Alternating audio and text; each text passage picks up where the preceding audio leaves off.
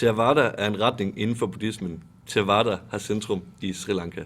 Denne buddhistiske tradition hævder, at det var kong Ashoka, der i det 3. århundrede før Kristi fødsel sendte en mission til Sri Lanka. Theravada anses for at være den retning inden for buddhismen, der ligger tættest på den oprindelige buddhisme.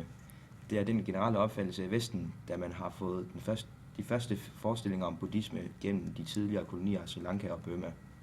Theravada bliver kaldt det lille skib, i modsætning til Mahayana, som betyder det store skib.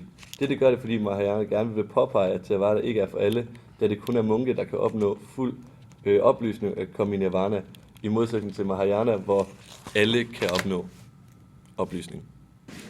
Udover munkeidealet er forskellen mellem Theravada og de andre grene, at man inden for Theravada mener, at ens ego og personlighed er en illusion, der forhindrer en fra at opnå nirvana og undslippe samsara.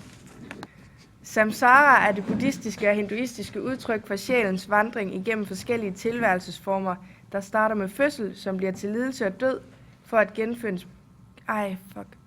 genfødes på ny. Buddhismens mål er at frelse sig ud af samsaras fortabelse, ud af den evige cirkel af genfødsler, som man når til nirvana. At samsara er en illusion, før lidelsen ophører, og dermed når til nirvana, skulle erkendes, og denne erkendelse kunne man kun opnå uden karma.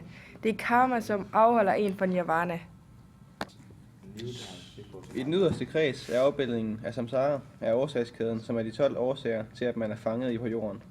Blandt dem er uvidenhed, tilblivelse, alderdom og død, navn og form med mange flere.